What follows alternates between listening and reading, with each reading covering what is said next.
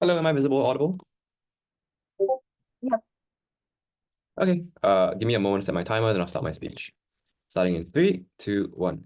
Humans, by our very nature, are short, brutish, and selfish. I'm misquoting here because I don't remember the actual Leviathan quote, but assume that I said it, right? The point remains that left to our own devices, we kind of turn into dicks. We want the biggest house, we want to be wealthy and venerated, because I think those are innate tendencies of humanity. I think these trends are then supercharged by things like capitalism, which reward things like competition and selfishness. It means, therefore, that we have a joy in being comparatively wealthier from others. We want to keep wealth to ourselves and prevent them from getting it. It means that we elevate things like the Ayn Randian view of a liberal superhero, one who steps over everyone else and is the perfect Superman, right? I think these are bad things. So the novel proposal here is let's just not have that, right? Let's have a world where these innate tendencies are recognized, yet at the same time countered using a strong counter narrative. We think the law of Jante serves that, right? So what does our modeling look like? Whether you call it Jante, Ubuntu, the point is human displays of individualism and personal success are discouraged, and you encourage and celebrate actions that help to benefit the community, right? So this means that you're not evaluated by your personal success, how many billions of dollars you own, but rather the impact you've made on your community and whether or not your actions are intended to enrich people around you, right? I think there are a couple of caveats that need to be made here, right? Which is, first of all, we don't think that we can completely erase the human individual desire for their own personal stuff and their own personal shit, right? Because if this is inherent within our human nature, if you give one baby 2 toys and you give the other baby 1 toy, the baby that gets the lesser toys suddenly gets angry, right? We think it's part of us to want more shit for ourselves. We think it's part of us to want to be venerated and respected by others, right? Which is why in particular it's so important that this is conditioned by Jante, right? It's sort of like a religious code, right? In the same way that the Bible tells us not to be greedy. That doesn't mean we're always not greedy, but rather that we try to do it less because we want to do things that adhere to that moral code that is sort of infused within the entirety of society, right? To be charitable here, we're going to accept that in modern society, we do celebrate things like philanthropy. The issue, however, is that it's just not doing it enough, and then we also celebrate being a rich asshole like Elon Musk. And so what we're doing right now is just rebalancing it so that we celebrate the community far more than we do the individual, right? What does it tangibly look like, right? I think that if we return to the original position, we sort of follow the structures of early human civilizations before kings, before oil barons, right? Where food was seen as communally owned and distributed amongst people so that it will make them happy, right? So if the hunter brings back the biggest piece of meat, he isn't celebrated because he brought the biggest piece of meat, but rather because that piece of meat then benefits the rest of the community, right? At the same time, I think initiatives are framed from the view of enriching the community as opposed to individuals. So you don't have like projects nowadays where people are celebrated for becoming super wealthy because they managed to come up with some get-rich pyramid scheme, right? Rather, we celebrate individuals who purely by their ability to affect good within their community, right? Now, I think the common response to this is going to be that we lose out on innovation and people start making shit because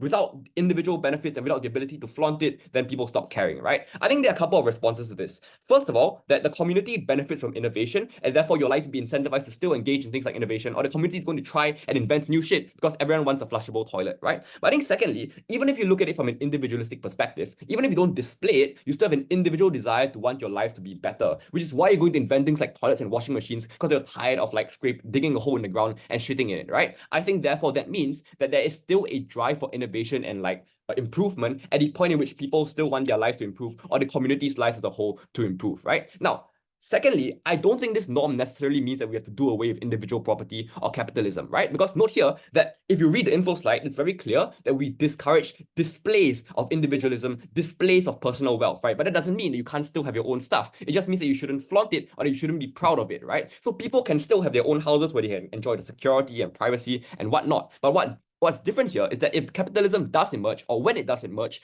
the way it emerges is likely to be far more healthy than what you're likely to see on opposition side, right? Because note here now that when you do accumulate wealth, when you do make things that other people want to buy, sure, you start getting a lot of money here, but you don't feel that satisfaction, right? Because in this new society, you are evaluated on how you've helped the community. So what that means, therefore, is that you as an individual who now has that wealth is not encouraged to use that wealth to accumulate more wealth by buying more capital, for instance, but rather distributing that wealth to the community so that they are able to benefit it, or creating community projects that everyone is able to enjoy, right? So I think therefore what matters is not at the point of creation of wealth. I think that remains roughly the same, but rather what changes is the way in which wealth is then distributed, the way in which people then utilize that wealth. I think it's far more healthy at the point in which the individual is being shunned for not distributing it to their community, for not helping them, right? Now, the response here might be, we can just use taxation instead. But I think the difference here is that we've seen that in society, like rich people dodge taxes. What's far more difficult to dodge is when people are actively at your doorstep telling you that you're a bad person because you have not distributed your wealth. We think the moral compulsion is something that people can't like legally escape out of, right? And I think that's the reason why it's far more powerful as a mechanism for ensuring that wealth is better distributed, right?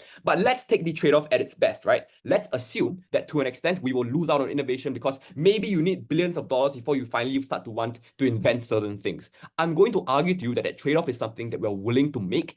The point in which that trade-off at the point in which people are less comparatively different, right? What it means, therefore, is that we don't have really rich robber barons and really poor people, right? I know here that current society is kind of shit, like their sweatshops and whatnot, and that people aren't actually like happy based on their objective level of material wealth, but more so how they are compared to other individuals. I'll elaborate on this more before that. I want to take a POI from closing. Is donating to a museum and asking them to name a wing of their new building after you a show of personal wealth?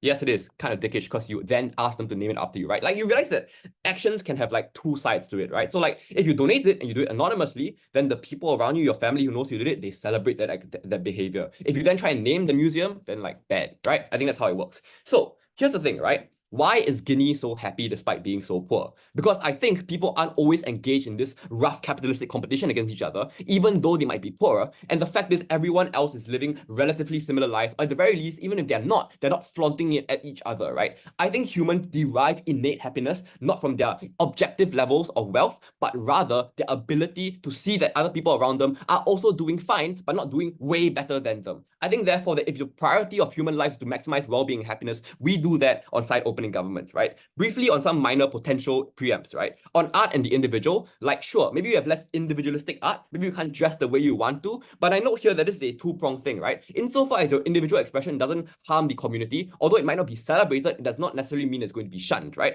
But secondly, in terms of minorities and conformity, because I think this might be a big point here, I think it's easy to argue here that the oppression of outgroups are often a result of capitalistic self-interest. You demonize other individuals because it makes them easy for you to take their money or to take their territory, right? You demonize other individuals because it makes yourself feel better at their expense. I think that a world which prioritizes the community is far less likely to engage in this tribalistic behavior because the incentives to do so reduce, right? You don't need to demonize an outgroup to invade their country because now, like, you don't want to invade their country. You want to benefit the community. I think that means that people in our world are happier and they have more well-being, even if they might be slightly poorer. We don't really care.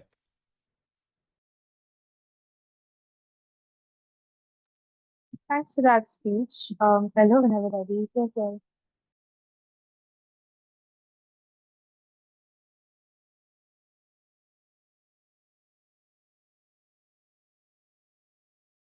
Hello, I'm audible.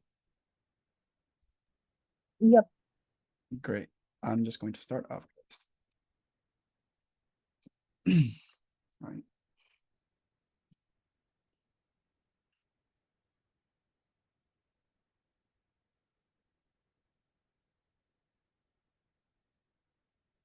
All right. I don't have preferred POIs.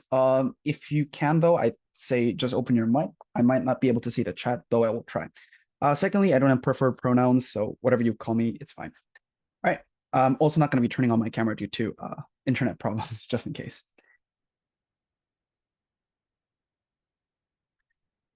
I think it's crucially important to know that this debate is not simply about which side guarantees peace or guarantees this marginal benefit of homogeneity. I think rather the metric should be on particular uniqueness of the Law of Jante. Sure, I'm willing to bite a lot of the things that OG said. I think to a marginal degree, there's more likely going to be some level of humility that's going to be more existent on under their side. There's more likely going to be dominant narrative that suppresses a lot of the philanthropic things that we're currently doing and aggressively attacks the greedy things that people are doing. However, given that they already bought to the case that humans still have inherently intrinsic needs and selfish needs that are simply coded into their biology, I think it's likely to explain why necessarily these things would simply amplify on their side. Now, notice always in a narrative debate, there's an existence of balancing traits, right? So again, even in our world, there's already a balance against the kind of toxic expressions of like I guess philanthropy or the toxic kinds of like harms that they're trying to talk about. Because even in our world, humility is already valued, right? There's already a general sense that if you're a person who is humble and additionally also innovative, you're most likely better than the person who is simply innovative. I think these are already metrics to prove why necessarily society and people around you will likely praise you if you are a humble person as well. Now, what are some inescapable certainties? This is just for mitigation, right? I think one, that wars and conflicts and the kind of disputes that you have between people are likely still going to be occurring for a major reason. One, geographical disputes, historical bad blood, the shortage of resources, or radical nationalism or religious differences are often much larger incentives to cause for conflict. But additionally, even if this necessarily does not result in a large-scale conflict on their side, they simply cannot fiat a world whereby bad people or people with bad interests does not simply disappear. This means that people who are willing and capable to take advantage of others or hurt others for their own benefit would still choose to do so insofar as they're given the right to do so. Now, what does this law of Jante most likely look like for two layers, right? One, at a societal level, this looks like the emphasis on common traits and the utilitarian good rather than individual greatness. Sure, willing to buy that this especially looks like, I guess, great things for like a community if they're able to achieve success. But I think this also looks like a direct suppression of those who are ambiguous if for selfish reasons. This active discouragement by your families and parents that you should seek some kind of individuality, that you need to seek some kind of uniqueness, or the fact that you are ambitious to find a meaning in life in itself is harmful, and you should, to be subservient to your society, most likely is a really, really detrimental fact. Now, second, at a structural level, this is key here. This message and narrative is likely to be controlled and created and influenced by the central bodies and governments and people who are often in power, like religious figures or something, right? Why is this likely the case? I think this is simply likely for the reasons that the people in power wish to stay in power and to control the narratives so that they can gain the marginal benefit that they have. But additionally, it's very hard to let go of the power once you have this ability to control others or have this ability to, hold power, because simply for the fact that you know what it looks like, you do not want to lose this. Most likely this means that when they're able to control this law of Jante narrative to something that is more of a subservient, more like controlling narrative, they're likely to do so insofar as they can. Now, what is the piece or what is the homogenous society that they're trying to propose actually look like on their side? I think it's a false piece at the cost of a tyranny of a majority. What does this likely look like? Note that the biological needs, as they have conceded, has still major implications in human society. So people still have selfish interests without be prioritizing their own interests over others, ambitions that dictates them, greeds that guide them, or primal instincts that simply makes them want to kill to survive. Or even simple small conversations where you just simply wish to impress the other person. These are traits that are intrinsically human and intrinsically unable to be avoided simply for the fact that people have varying levels of control and self-control. But even if this is not true, we think that the underlying inherent human biological needs also underlined by the fact of individuality and the uniqueness. People do not want to be a part of a system or be complicit to a system under the sense that they don't want to be a simple cog in a machine. They want to be standing out. They also want this idea that they're valuable towards life and that they have genuine meaning. Sure, government might say the value in itself is being a cog or being a part of a society and making that society larger. But that also naturally means that people should become much less ambitious, and people generally become much less happy to pursue a dream, given that they either become complicit or they simply do not see a value in those things. Now, what is the particular impact of this? Two things, right? One, this just simply because of this false piece that is most likely going to be suppressing a lot of people. This suppresses a lot of the true desires and the emotions that are not willing to submit, that simply wish to rebel to these kind of societies, right? Simply for the fact that they do not, want to be a part of a society that only benefits the majority or only cater towards the majority. They're simply likely to still have a lot of conflicting interests with this society. But even if this is not true, I think the worst case is most likely the natural disparities between communities are simply likely to be worsened, given insofar as those specific communities or the problems or the benefits of those specific communities are no longer prioritized because of the simple fact that they're not a majority. Now, why innovation and development is likely to be progressed better, right? Obviously, this is something we have to do. Innovation, unlike the government says, is intrinsically tied to the amount of achievement or amount of gain that a person can selfishly have. Sure, it might be true that certain people have altruistic reasons as to why they're going to do certain things, but the tipping point as to why people go through a lot of the extreme difficulties of actually, trying to figure out a vaccine for a really, really niche disease or going to a lot of dangerous places to actually achieve greatness, whether that be trying to map out the entire world or going to conflict states and then posting journalist videos, is not just simply because they are altruistic or benefit, simply care about those like majority nations. It's also because they want to achieve a sense of like, what is it called? Like honor or a sense of reputable glory. The problem is, I don't necessarily see what the government says is a problem with this. I think it's very respectable for these people to achieve glory and at the same time create like benefit to society. I think naturally these are the things that we are influencing people to do and actually encouraging people to do. Therefore, these things happen a lot more. Whereas on their side, the suppression and the direct opposite of this would only lead to people not engaging with these kind of things, which ultimately means it's a bigger harm on their side. Now, secondly, why this uniquely and particularly harms developing nations and progressive society? I think particularly this is important, whereby certain achievements and certain I guess people do certain actions that ultimately become catalysts towards building a better society, especially in an impoverished nation. Why is this likely the case? Because when people are severely lacking the ability of agency, or when people are simply lacking the ability to see a future or to see like a better society simply because they're in very, very impoverished or they're facing poverty or things like this, most likely they need this one role model where they need this example of a person who is able to achieve greatness. Now, the question then is what kind of role models or how do these role models exist in the first place if these role models not only have an incentive of trying to cater for the minority, for the majority, right? Most likely these role models and suppressions, even if they happen, only their acts are going to be actually, glorified or whatever, and the people themselves will still be forgotten, which most likely means that people are now just less incentivized to like sacrifice their life, to give through a lot of extremes so that they can achieve some kind of marginal benefit for the community, even if that means that like their son or their children could be happier. I think a lot of these reasons we win. Thank you. Thanks to that, DP and whenever ready, you're good.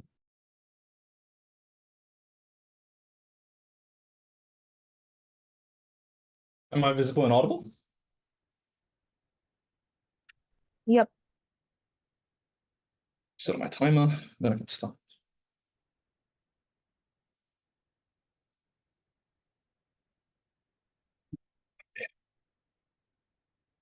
Starting my speech in 3, 2, 1. Judge, insiders are true wolves, right? Opposition cannot just claim that being individual is an inherent as a moral claim and then run away with the debate that because it is inherent, therefore it is good. We challenge this notion all the way from the start. We don't think they challenge this. We think they're behind. We obviously stay away from our worst instincts, and they need to go on to explain why this is an overwhelmingly good moral behavior that most people should adopt over communitarianism. I just want to, broadly speaking, deal with what OO says, and then I'm going to run 6 or 7 things depending on the time. Firstly, I just want to be clear that in most of these instances where he talks about wars and conflicts still happening, we think that it is likely that these different groups who do fight each other eventually, as time goes on, understand that global communities are a thing and presumably have benefits in working toward one another. This looks like global citizen communities, and these people and the like, right? This means that they're unlikely to just resort to tribalistic behaviors because of their own groups, because they are likely to want to extend empathy and understand that greater good comes before that. But I just want to just take down this idea of chasing your own glory is innovative, right?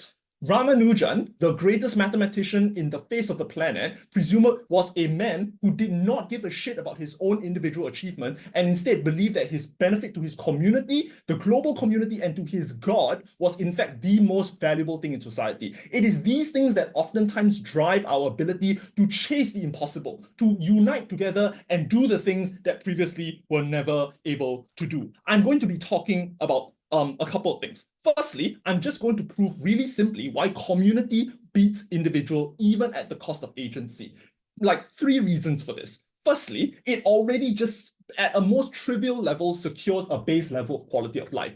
Even if you are going to say some communities are going to be sidelined over the other, even within these communities with nothing but destitution, they are able to share what little they have, improving everyone's lives comparatively. We also think, just in terms of like how they intrinsically feel, feeling that my neighbor does not have more food than me, however little it might be, while I am starving, is one which fills me with a sense of solidarity and community that I can get through this with my friend together. This is important because we stray away on most instances from destitution. At the point in which we all have some resources, America has more resources than maybe like Southeast Asia, they are likely to help them and stray away from the worst possible destitution that poverty brings. This is an impossible claim for them to overcome, because at the point in which most people are able to lift themselves out of the worst poverty and artificial scarcity that we possibly have faced in the world, we already win this debate. But also, you engage in the most moral important good that we have, right? By prioritizing empathy, we now seek to understand others at the point in which I understand as the moral default and my community encourages me to all try to understand next groups of people, the next person, the next stranger that walks in. I now can extend this infinitely and help as many people as possible. Now, they're going to say, no, but most people can try to avoid this. Kings still want to hold on to power. Elon Musk, with all his fucking money and power, still craves validation on fucking Twitter. Community is important because it fills the soul. It makes you feel like you belong and are human and that people look up to you. Secondly, why is communal goals just generally good? Functionalism suggests, and it's the first time I get to say this as a sociology student, functionalism is good because it suggests that by working together and all taking pride in your individual roles within society, this feels your individual. This means that your individual becomes part of this larger community that you then get to subsume yourself into this large organism. This is important because functionalism suggests that we get to build monuments and institutions that are larger to the self. This looks like universal basic income at the point in which we are able to give away all the things we hoard. This looks like NASA and the space program when we all came together to reach the fucking moon. This looks like seatbelts and open source AI where we now have ChatGPT in the worst possible places because someone was able to give out their code. We elevate humanity, we push our limits, and we make ourselves far more than just the individual versions of ourselves. We become the sum total of ourselves. But lastly, it is infinitely elastic, right? Because at the point, and I've mentioned this already, at the point in which we understand that my notion of what is no clear and close to me is something that I can rationally slowly gain with gaining new moral perspectives. We understand that human beings are inherently tied together, and being of the same species is something that is valuable, that something cares about. This means that we cut out this minorities nonsense that OO tries to claim, and we include them because we understand that despite having different colors, you and I are of flesh and blood. You and I suffer the same. Secondly, why is individualism bad? I'll take closing. Right. You say that Elon Musk is going to donate more to his community because he seeks personal validation, but your prime minister told us that at the point at which he puts his name to it, he's going to be seen as expressing personal wealth. Which is it? The individual will still exist. It's not like we believe this, then all of us vanish into a cloud. We still have our own thoughts and feelings, but now our perspective and the things we value is when I help people, my heart warms because I know I help people. Not that everybody looks around you and goes, oh, you're the best, you're the best. Your heart get filled, brother. Okay, moving on. Why is individualism bad? 3 reasons. Firstly, there's just information asymmetry, right? This is important because in the most instances when we actually exist as individuals within society, we don't know what we want, right? Communities are comparatively better. I know this is crazy town talk for liberal bubbles, but presumably the census generally trend towards the right thing. At the point in which we understand the inhumanity that exists within things like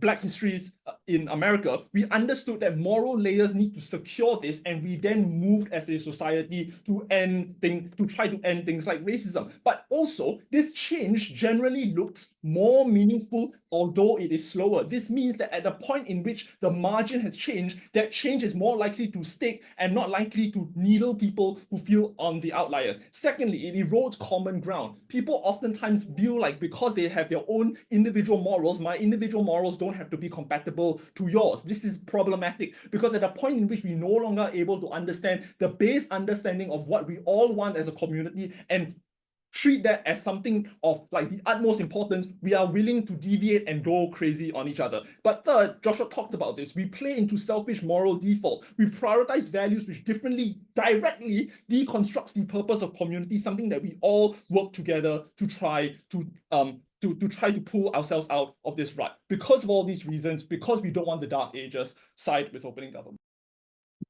Thanks for that, dear love and ready. Good.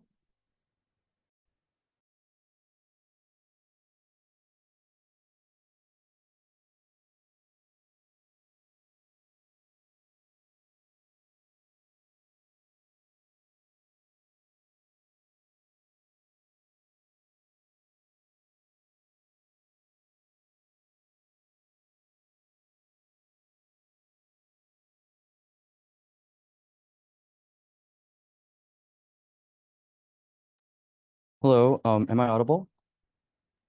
Yeah. Okay. I'm in a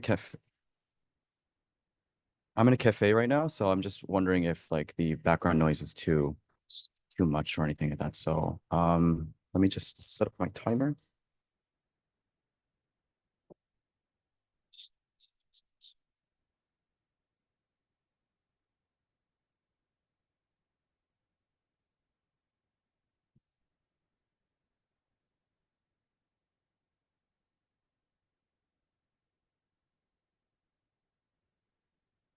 Okay. Innovations from NASA were created in a world without the law of Jante. That proves you can reasonably reach some level of communitarianism without the law of Jante. Now, it is exactly why, as OG says, humans are innately selfish, while selfishness and the desire for self-preservation and utility maximization is embedded within our very skin, our biology, that we shouldn't be suppressing it. I think the impacting from government is very clear. Peace, humility, understanding, empathy, these are noble pursuits and traits. However, Gov's case cannot end at the point in which they just highlight the manifestation of these impacts without acknowledging the macro societal trade-offs. The trade-offs as listed by the LO is a stifling of individuality, creativity, ambition on a wider societal level. In a sense, Gov's case is an end justify the means case, right? But if the end result of peace justifies any such modeling, then by that logic, we'd be fine with having a police state, right? And I think this highlights one of the biggest weaknesses of the OG, being that while they have listed out the impacts of peace, they have not described us the characteristics of the law of Jante that makes it an exclusive model for peace or net utilitarian good, but crucially, not visualized to us why exactly it is, who is exactly likely to be enforcing this law of Jante. Because a law must be manifested and enforced through some means, right? Especially because their impacts of peace is only directly proportional to just how powerful the principle of Jante is enforced, right? Their impacts would not be impacted to sufficient extent so long as they don't have a strong enough body to be able to police people's conformity to the law, punish people who don't follow the law. What is the political system that manifests itself in the government's role? They did not fulfill that burden of modeling. Now, why would a world government governed by the law of Jante be an illusion of peace? We posit their peace is one that is built through forced uniformity. And this is hard to balance in government's case because humans are just naturally not uniform. We come from diverse areas. We have diverse sensitivities to anger. We have diverse sensitivities to different things, right? Thus, it'll be a tyranny of majority, whereby from the moment of one's birth, your values, your philosophies, your desires are decided upon you. And say that you happen to have different opinions, it's going to be very hard to express those opinions. That's why always for the side of steering as far away as possible from a world of singular dominant norms that are most likely defined by the state. Because notice the readiness of the state of central bodies to enact violence in others is maximized in the law of Jante by enforcing strict conformity to set central standards and discouraging individuality. This would disproportionately silence and affect those with alternative viewpoints. In a society governed by Jante, people who challenge the status quo present new political counterfactuals would face significant social pressure to conform. For example, individuals might want to wear flashier clothes, perhaps want to eat more. Someone who might be a little bit more selfish, or someone who have a different idea of what the state should be doing might be discouraged from speaking up, as standing up or promoting change would be seen as violating the norms of humility and modesty in the Jante world, right? As such, individual heroes, policymakers, philanthropists, a culture that celebrates individual successes, even though it's based on selfishness, those don't exist inside the government world. The suppression of differing opinions allows the majority to dominate the public discourse, creating a tyranny majority whereby the alternative ideas are marginalized and dismissed. The state seeking to preserve this harmony could use its power to silence dissent and maximize instruments, whether that be military instruments, to actually preserve their power to enforce this norm. Furthermore, while proponents and government might argue that Jante prevents jealousy and envy by keeping everyone equal because they have some sort of utilitarian good, what it would actually do is it would fuel hidden resentment, because we've already told you it's already something that's inherently biological. People want to be more, people want people to give them attention. People want to succeed. They have that drive. They want to pursue sex. They want to pursue these selfish values. But if they are not allowed a platform where they're allowed to pursue these values, they're going to feel frustrated, undervalued, but they're going to have to suppress those frustrations inside themselves. This is a net harm. You have a mass epidemic of people in the government world, of people not feeling free enough to express their true biological desires because they are firstly discouraged from doing so, and it's not celebrated. Thus, what is genuine peace? A genuine peace comes from accepting diversity, not forcing everyone to fit in a narrow mold that is defined by the state, whereby respect individuals' rights to pursue their own ambitions, right, without having to have this internal conflict about whether or not I should actually be abiding by abiding by the state's definitions, right? Now, how do we compare with the status quo? Which we're in a pretty tricky spot because obviously the impacting of Gov's model is pretty intuitive because they posit they can achieve world peace. We're sort of stuck defending selfish philanthropy. But also, I want to make clear, I think at best, OG has best posited that the law of Jante can possibly lead to utilitarian communitarian values. But two responses. One, the law of Jante is not the only exclusive pathway to communitarian values. In Korea, we have deeply embedded Confucian values that emphasizes family, community, which actively also leads to utilitarian goods like more equitable healthcare, strong welfare systems, a common shared national mentality of sacrifice for the greater good. But notice that this value exists in tandem with capitalistic systems, allowing individuals to pursue business, to look for ways to differentiate themselves from the crowd, to find ways to compete with each other. So it's always a balancing act between inherent selfish human desires and some level of communitarian value, where we would rather change the trajectory of our narratives, whereby we actively celebrate individuals who are philanthropic, even though such philanthropy might be sourced from selfishness. The status quo does not have the status quo does not have the active harm of having a universal system that maximizes the ability and justification of the state to suppress minority voices. Obviously, minority voices are also suppressed in our world, but it's maximized in a world whereby there's one single dominant narrative that leaves no room for reasonable opposition. Before that, a PY. You know, the golden rule isn't an actual rule, right? The info slide states that the law of Jante is a commonly held social attitude. Why is it bad to expand Confucianism to the rest of the world? Commonly held attitude doesn't mean that our desire for sex and our desire for wealth and our desire for attention from others, these are still values, and the inherent values are still attention. These are still values are embedded within us, right? So what we're saying simply here is that the law of Jante, if it's dominant, if there's just one singular value that is proposed and attained by all of humanity, we're simply saying that you have no exclusivity in your model to achieve utilitarianism. We can also reasonably achieve utilitarianism to a certain extent in our world, right? Now, obviously, status quo models are not perfect, but they have pathways to naturally improve, reach base qualities of life as well, through increasing liberalization, through increased access to education, through more interconnectedness, through more cultural exchanges whereby people across the world can see TikToks or, I don't know, videos of other people around the world having similar human characteristics. Maybe they have the same, I don't know, humor code or something like that. There's more ethics education. We can slowly reach more and more communitarianism. It will take some time, but without the exclusive harms of government. This engages with their information vacuum point about how people don't have enough information to actually be empathetic with each other. No, there are still channels of information. They take time to manifest, and for everyone to be actually to actually have the same understanding of that other people exist and other people of these values exist, but it doesn't form through one singular dominant norm. We have different narratives, we have different cultures, we have different sources of communitarianism, different interpretations of communitarianism. We have different people who might be more communitarian than others, but rather it's just a balancing act of us being able to give a platform for people to be selfish to a certain extent, but also balance that with certain value sets driven and encouraged by the community of itself. We are proud to oppose. Thanks for that, member of government. Ready.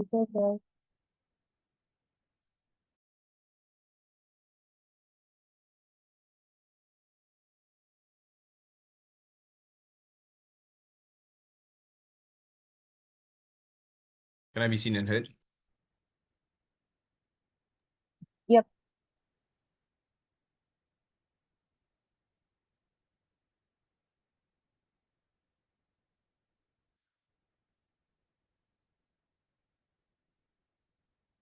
Individuality is a shackle that keeps you trapped within a cage that's constantly wanting more. The only key that can open this cage is love. Love for the communities around you, love for their betterment, and most importantly, love for the people that have cared for you and have always been there for you. The first thing I want to do in terms of framing is how do ideas of collectivism get drowned out in the status quo? One, individualism in the status quo is the dominant norm through ways of the idea of the system of capitalism, but secondly, through narratives of how it's a dog-eat-dog world. But secondly, the ideas of collectivism is diametrically opposed to the idea of individualism, which means if I sacrifice and it's also because people have a simplistic viewpoint of how collectivism works. If I sacrifice for the collective, I gain small because I have to share it. If I sacrifice for self, I gain big because I get to keep all of it. The problem here is that both these mechanisms and outcomes clash with each other. And if in the status quo, what the norm that is dominant is one of individualism by ways of the system of capitalism, capitalism or the narratives that we teach children in school, then people are obviously going to choose the one that pushes for the self.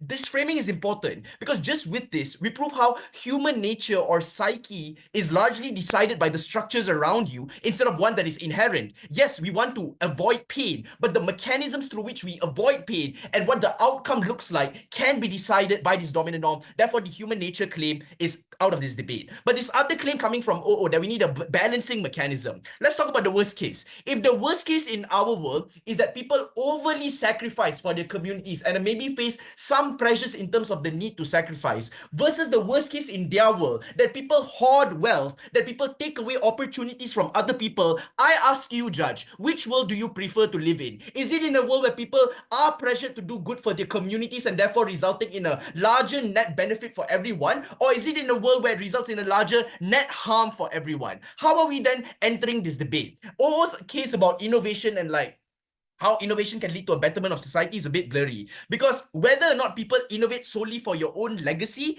is unclear. But let's assume this is true on the basis of ego. If ego is the need to be perceived positively by people and to be seen with high regard, this can exist on our side as well. So if now I want to innovate and make this magical drug called insulin, instead of patenting it, I allow it to be replicated by way of public property. Versus on your side, the suffering of people continue to exist, plus an added net harm of inequality that you can never be able to solve when people innovate solely for their personal gain. How will we be then different from opening government? I think our impacts will just be more certain in terms of how we change mindsets, because I think opening government relies a lot on the fiat of this motion being a dominant norm to prove a lot of their mechanisms, and I'll tell you why we are better. Number one, why is it okay for you to lose out on personal gains for the benefit of the collective? And this is where I'll make the comparative clear. The frame here is that people won't stop working and turn to like a communist way of life, like what OG says. I mean, sure, that would be ideal, but we won't be taking that burden. But the more important thing is that the scale of benefit that you gain as an individual is limited because structures still essentially stay the same. The change as a result of collectivization is important because one, it is sustainable. You get change when you lobby for, you get change in terms of like how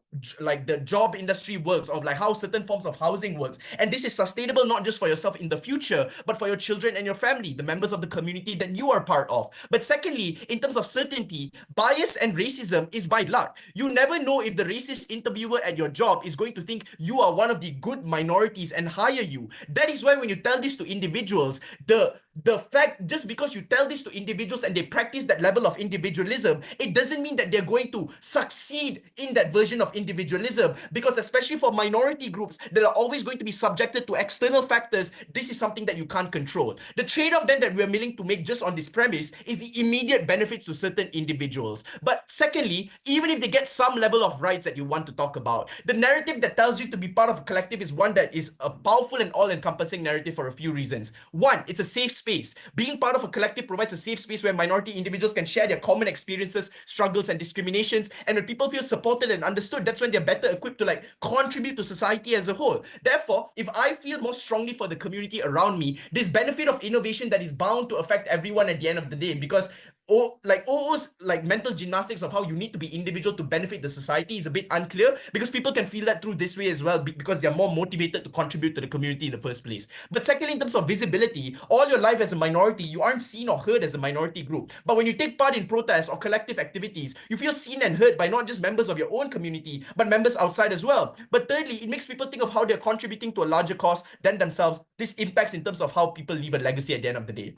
The comparative is that individuality is a never-ending cycle. The idea of success in op world, as they claim, is going to be material gains and like money, because that is the highest form of individualism. The problem with this is you embark on a journey that keeps you running on a treadmill of hedonism. You're caged by a system that is meant to keep you unhappy so that you keep participating. Why this is a big problem is uncertainty. Op will now say there's uncertainty in both worlds. Let me do the weighing of why the uncertainty in our world is better. Because number one, there is an end goal. Collective action is always about a certain end goal that you want to achieve, whether it be lobbying to get some rights, to get some change. The process is uncertain, but we know what we are aiming for at least. The problem with individual rights, though, is that there's a huge shit ton of uncertainty in terms of outcome where the process might be relatively simple. Why is this bad? Number one is uncertain in terms of the outcome in terms of the quality is whether or not the outcome you actually desire. 2, you're uncertain whether or not this outcome is sufficient and whether or not you will desire more as a result, therefore embarking onto more suffering. But thirdly, will you like the ability for you to replicate similar actions, to replicate similar outcomes, even if you face success in one area, is incredibly certain in a different area because you're a minority and there are external factors beyond your control. I take a point from opening.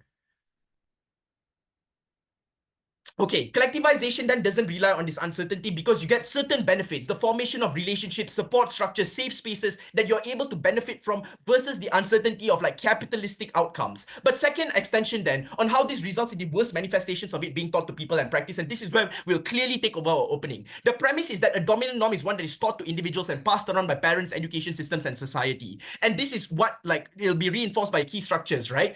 So from a very young age, children are taught values of competition, self-reliance, and the idea that their personal success is paramount. The impact of this is 1, proselytization of these values are uncritical by like higher institutions where children are fed and indoctrinated with this point of view. But secondly, even if this is taught in the most equitable ways, you have no way of controlling how this narrative evolves. And the evolution of this narrative is in the worst manifestations of selfishness. The examples of this is structurally, you see workplaces that promote cutthroat competition, but individually, individuals, especially in higher positions of power or that have better privilege, will feel like it's okay to weaponize their privilege against marginalized groups. The weighing here and how this engages with the human nature claim is why do people have the incentive to be collective over internal interests? 1, you want to be palatable to the rest of society. So even if it is something important to you, you feel like being palatable to society is more important, and this is something we get to fiat by way of this dominant narrative. But 2, you do this because this is an enforced narrative to begin with. Judge, this is the mechanism that breaks the individual, the deadlock and the cycle of individualism that continues to manifest in society. There is no other team that you should vote for in this quarter.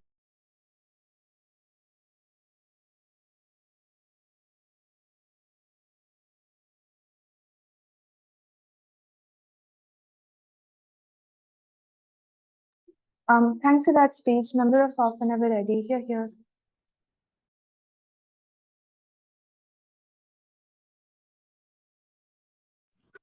Hi, I just want to check that I'm audible and visible.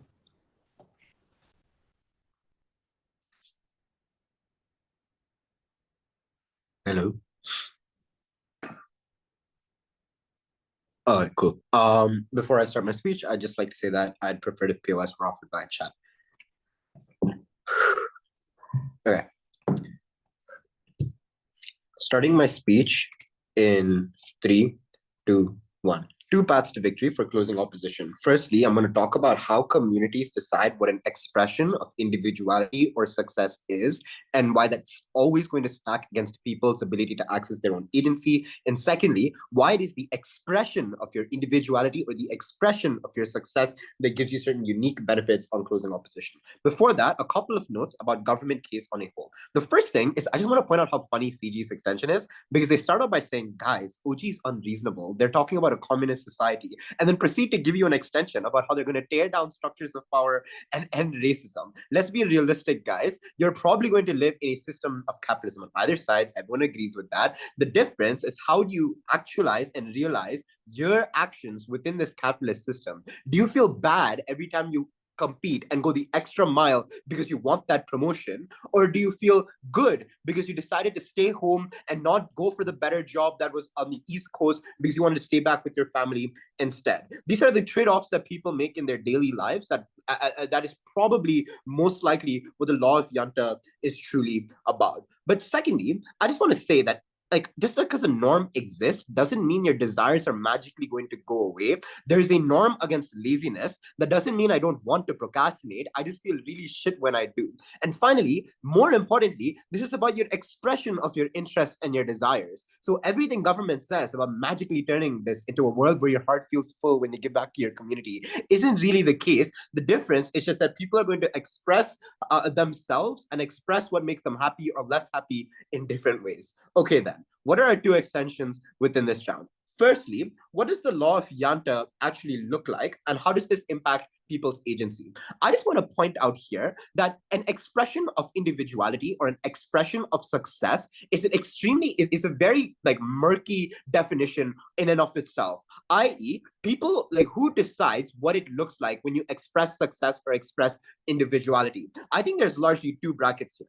The first thing is there are instances where an expression of individuality or success is somewhat obvious. So this looks like individuality individuals who have a lot of talent and clearly excel in a certain area, who on their side of the house feel worse and worse about going to an extra tuition or paying for additional coaching because they're worried that this looks like they're expressing their individual success in this realm, or trying to express their express their individuality within this thing. But secondly, it's also people who don't meet the community norms. I know OO says that community norms are dictated by bad people, but I want to point out that they never really mechanize this. Who are the individuals who truly decide your community norms? The first thing is this is decided by the old aunties that we all know about, who have the time to sit down and yap about what this other kids, like this other child is doing, what their friend's daughter is doing, etc. But secondly, it's, as CG says, it's the people who raise you, the older individuals who have a somewhat archaic view about things, about what fitting into a certain norm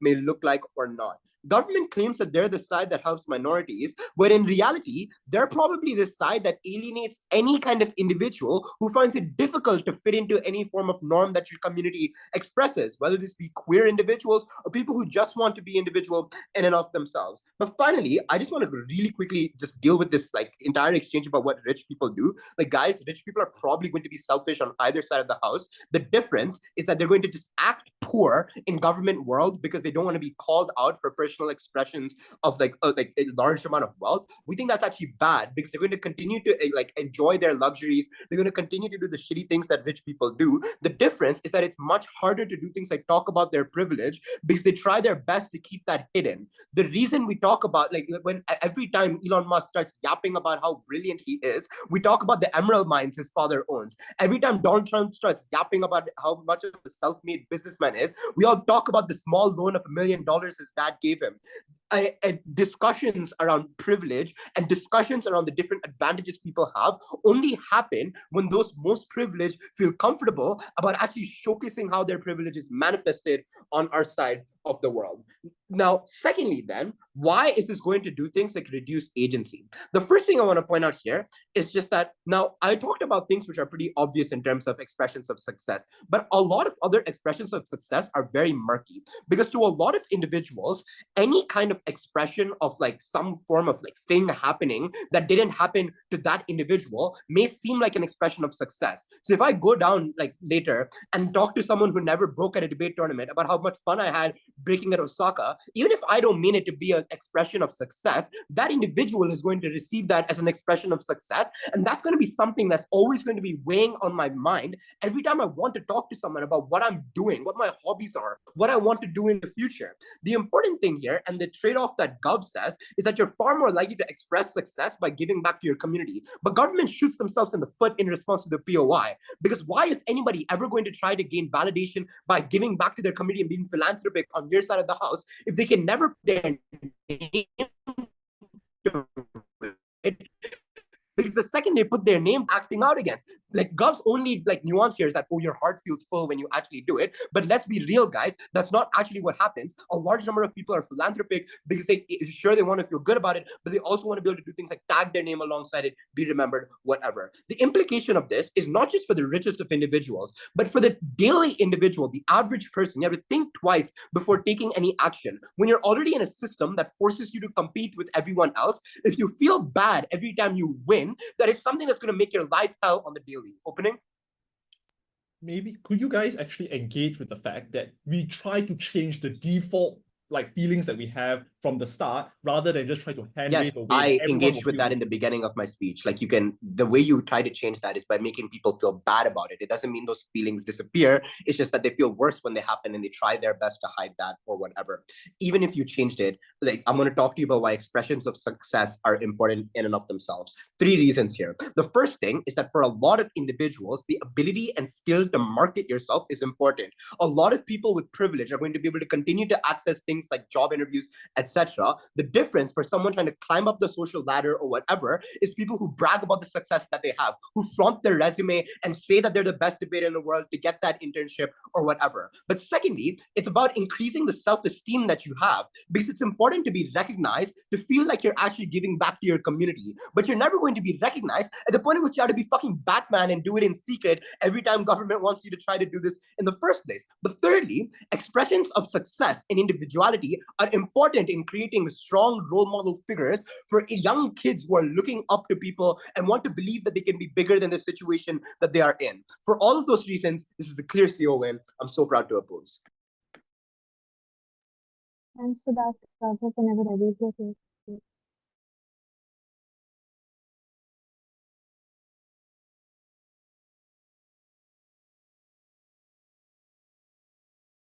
Hi, sorry, can I be heard? Yeah. Okay.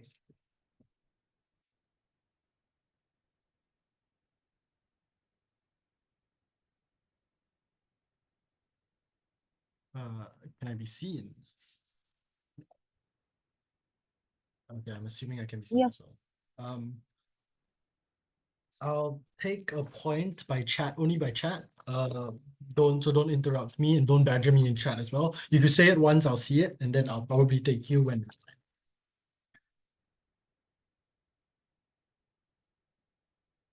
I'm gonna do a couple things. First, I'm going to tell you why Asan already wins the opening clash and why CG is already positioned very strongly in the round.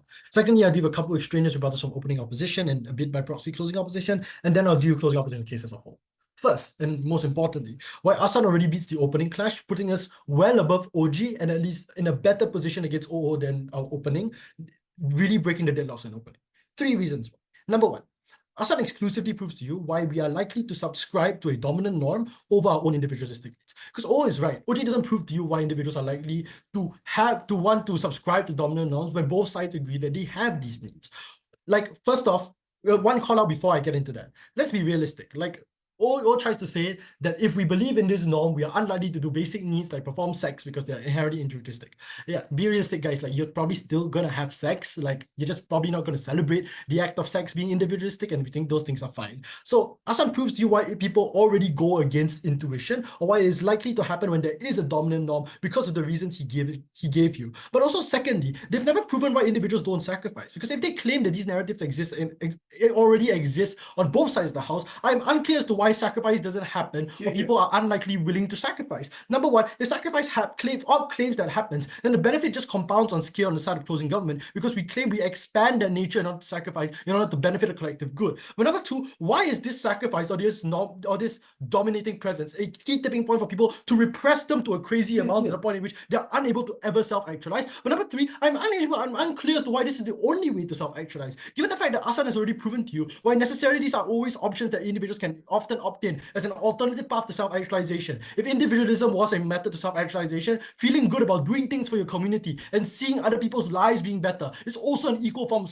self-actualization. I'm unclear as to why this is the case. That means the way here to why we beat opening government is we prove this exclusively. Without this logic, OG cannot claim as to why people are more likely to believe in this dominant narrative given based intuitions. Only CG proves that. That means you're already ahead in terms of case structure. Secondly, Asan also proves to you why the mechanism is clearer as to how we get more societal change in a more certain metric. So CO and by extension O is correct in pointing out vastly majority of the case as in very unrealistic. Like, we're probably not pivoting to a communistic goals. But don't let CO strawman our case either, which I'll prove to you a bit later. What Asan proves to you is he proves to you how we change cyclical generational mindset. We change the narratives that people tell to their kids about what they need to do to get ahead in society, about how they should interact with society and social and each other, whether they should sacrifice their own friends in order to benefit these things. These are the mental calculuses and the narratives that we change when it passes down to generations and changes the way how minority communities behave and interact with the wider society. But it also proves to you how bottom-up collectivism actually materializes. And it proves to you why there's a better engagement in terms of if society does in fact become capitalistic, which OG doesn't want to engage with, if rich people still behave selfishly, which OG doesn't want to engage with. It proves to you why at least the most vulnerable communities calculus change, and we're better able to collectivize in terms of the minorities and collectivize in terms of being able to hijack majority norms and hijack abilities of collectivizations that the majority talks about in order to weaponize them and use them to at least attempt to break down structures. So the weighing is don't let CEO strawman us, right? This isn't about tearing down all structures, but it's about breaking mindsets that allow to start the process of making lives better for the people that matter, right? The comparative is you don't do this on your side of the house because everyone in the individual minority communities feel that it's more important that I uniquely get ahead at the expense of everyone else rather than me improving my community in order to push to that rate. It means you don't get those pushes, you don't get those initial steps, and you're unlikely to get any tangible ability for you to change or at least benefit minority communities as a whole. But let's talk about this. Let's talk about the third reason why Asan wins. And this has allowed us to hijack OG's point on functionality, where we unlock their impacts. I want to note that this point of functionality is irrespective of whether you actually change structures or not, which is something that only we recognize inside of CG. Like, CG is largely correct when it comes about unlocked functionality and ability to be part of a collective.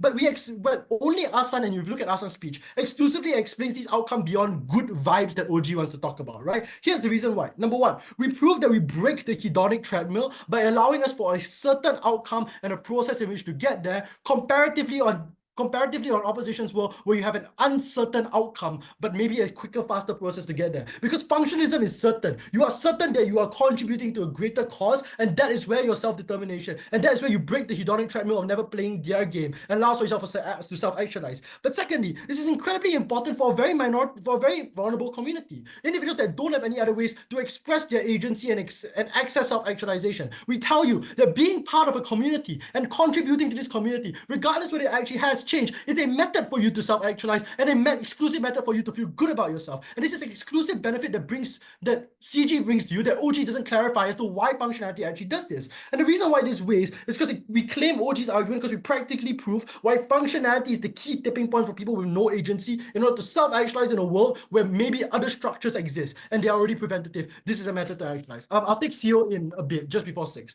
Let's deal with O. 3 quick reasons why O is already out of the debate besides the current weighing, right? Number one, O claims that ambition is dead on our side of the house. I'm unclear why this is true. If you get validation, we think these things are symmetrical. Like if you only want it for validation, at the point in which you do it for your community, and like it's not easy to hide innovation, so people are going to know about it, you're likely to have symmetrized validation anyways. So the likely that we get the outcomes of ambition on our side of the house, but it manifests better because the direction of innovation is more community focused. Secondly, and this is something that CEO also tries to argue, but before that, I'll take CEO quickly. Yes, let's be real. In Operable, you're still going to have a community. No parent is going to tell their kid to ditch their friends because they know their kid's going to end up as a loner and sad if they do. But the reality is, on our side, when you are forced to engage in competitions because of capitalism, because of the zero-sum nature of the world, you don't feel bad about winning because you still feel bad if you lose. On your side, you put yourself in a lose-lose situation. No, but why would you put yourself in a lose-lose situation? Because the arguments about collectivism is irrespective of outcome. Like the fact that you are contributing to a greater cause is enough to prove to you that you are doing something that is good. So it isn't a lose-lose situation. On your side of the house, if you fail, you double punish the person because not only did you fail, but you actively sacrifice people in order to do so. Yes. That's a harmful metric on your side. So let's talk about this thing about ideas and expression. And it's to something that CEO also largely talks about why they are likely suppressed. So I want to know there's a difference between idea and expression. If ideas are communally beneficial by philanthropists, by philosophers, they are likely to still manifest because they're community-centric and you want to benefit the community. They had to prove why expression on an individual level was something that was more important than the ability for individuals to collectivize, self-actualize when there was no other option, and engage with this. If they can't do that, then it's unclear as to why their benefit weighs against the most important things that CG brings to you in the round, which is not only the ability to self-actualize, but the ability to start collective action and break through existing structures. All finally says that they get there in time, maybe, but time lag sucks. They need to prove why it's better for them to break slavery longer rather than a quicker, more alternative word where we collectivize. We think CG takes around. Thanks for that. Opera familiarity.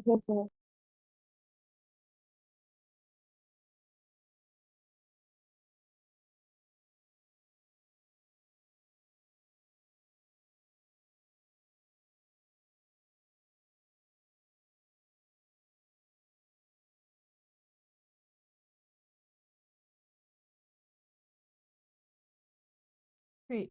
Can you hear me? Sorry, there are a lot of messages coming from Discord and Messenger. Let me just close those. Okay, great. Can you hear me? Yeah. Okay, awesome. I'll start my speech in 3, 2, 1.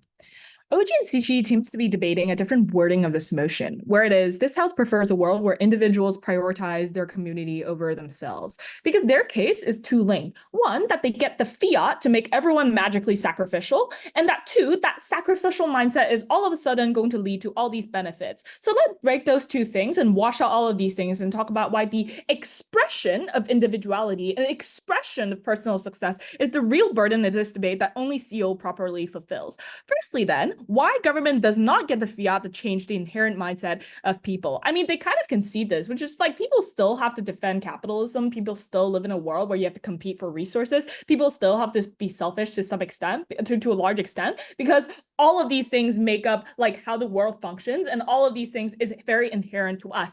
But not only can OG and CG not just get rid of capitalism, their side of the house still has to defend capitalism, because this law doesn't get rid of all of these things. Presumably, these things have to exist. So it's the expression that you're actually changing. But let's say shaming people into being sacrificial somehow works, and that this is going to lead to some sort of outcome. The problem with both gov benches still is they're very assertive in how this actually leads to a significant amount of outcome and a lot of impact overreach. Let's actually go through all of the lines of analysis. The first thing they say is that there are a lot of shitty, selfish people in the world. We need to make them less selfish. Is this really true? Even as the status quo we're comparing, most people are probably willing to help if it doesn't cost them much. This is because if you were told that you can spare 2 minutes in your life every day to save 2 minutes in your lives to save 5 lives every day, you probably would do it anyways, because people generally have 2 minutes to spare in their lives. So it's not like people wouldn't sacrifice for other people, it's just that people wouldn't sacrifice in expense of themselves. It's unclear then the margin of sacrifice is going to lead to all these extra benefits that you would gather otherwise, because their impact is movements and you being able to donate. But like, if these things don't cost much to me, I would probably do that anyways. But second, and the more important response here, is I'm unsure why personal success and individuality doesn't motivate you to do good things in the first place. It's really weird to be like, Elon Musk is doing good things to help himself only, but he's not warming his heart because he's genuinely helping people. Give a fuck if he's already donating money to people. Why does it matter if the outcome is that he's boasting about himself versus him actually feeling genuine for people? Because presumably he would have done it anyways, because the comparative is, I want to be praised by people that I'm a philanthropist. If anything, our incentive, our motion motivates that, and therefore increases your capacity, increases the motivation to donate and philanthropy in the first place. Lastly, if your counterfactual is people sacrificing themselves so much in a point where they're only thinking about their community all the time and not thinking about themselves, and that's the only type of sacrifice that you're going to get on the margin of gov, oh my God, then I don't think you can win this debate, because that's a pretty high burden. There's so many barriers to stopping you from sacrificing at the expense of yourself. Like, for example, your family probably wouldn't want you to do all of these things. For example, all these things might hurt you in the very long run. For example, you're probably going to you're probably going to be not getting a lot of benefit out of this. It seems to me that a lot of the case of GovBench as a whole is majority impact overreach. None of this is really specific to motion, and most of all, probably symmetric on either side because of all the reasons that I've given you. So the real burden in this debate is proving that the expression of success or individuality is a good or a bad thing. Actually has very limited offensive material here because they got trapped in also going back and forth with GovBench on this. I'm actually going to explain why they uniquely did this and therefore is a path to victory for closing opposition. Before I go on though, I can take opening government. Sure. Buying a Porsche, holding a $600 million wedding, those are selfish expressions that we want to redirect to more productive behavior that helps community, like building a school. Why is that bad? I already explained why 1, you're still defending capitalism, read the motion. 2, it's unclear the margin of that money is going to actually increase that much. Presumably there's still people that are actually donating in the status quo. Again, people probably don't do things at the expense of themselves. People who are going to do this anyways probably will do this on either side of the house. Also, people who donate $600 to poor children rather than their wedding will probably get praise and therefore allow them to therefore promote this as a personal success. Perfect. That's op world. Cool. Let's talk about what the harms of no expression on gov side is really, really terrible. You do a couple of things to people on the ground, and these are not over to reach impact like innovation or a bunch of other shit that we're talking about. We're talking about vulnerable individuals and their psyches and how they will react with their individual choices. Firstly, we think people who are vulnerable, and majority of individuals in the world, are more likely to not have self-esteem. The reason that this is true is because when you don't allow yourself to express the personal success, and when you overly default into telling yourself to fit in, to not boast about yourself, to be humble, you never get validation or the probability of getting that validation that helps you overcome failures in the first place. So there are a lot of people that often want other people to tell them, good job, you did a great thing. And people latch onto positive experiences like this so that the next time they fuck up, they're able to think about the past time that they were doing well and overcome that failure. You lose that self-esteem mechanism because now you're telling everyone to shut up even if they're doing a really, really great job, because you're telling them that you cannot express your personal success. Worse is that they explain to you why this cannot be done in a good way, and that people will always default into being overly humble and overly critical to themselves, because they're always going to be thinking, am I being a tryhard? Am I expressing myself too much? Is this law telling me that I should stop talking because I'm yapping too much? This means that you're always going to default into harming yourself and internalizing all of these bad things. Second, you just deny people's source of happiness. Like, why is it not okay that people feel happy about individual achievements, their passions, and things they have achieved for themselves? These are things that they're most directly related to them. If you look at the type of achievements they do for community, these are things that are far more intangible because these are things that are correlated to far more people. But if I got 100 on my exam, this is more likely the direct result of my hard work. This means that people are able to access the most direct source of happiness through their own personal success. When you remove this option, you mean you remove the most tangible source of happiness for them. This is pretty shitty, guys. I don't want to live in this world. Lastly, it's horrible to tell people that they don't deserve individuality. This is because people are forced to compete in a world that's sadly zero-sum game. You're scared to talk about things that makes you different. You're scared to talk about things like passion. You're scared to have conversations with other people that could have truly made a difference or truly made other people feel better as well. You make people feel bad about being queer. You make people feel bad about maybe having ADHD, but actually they're geniuses. All of these conversations would exist less when you prevent that expression from happening in the first place. This law prevents that. Very proud to oppose.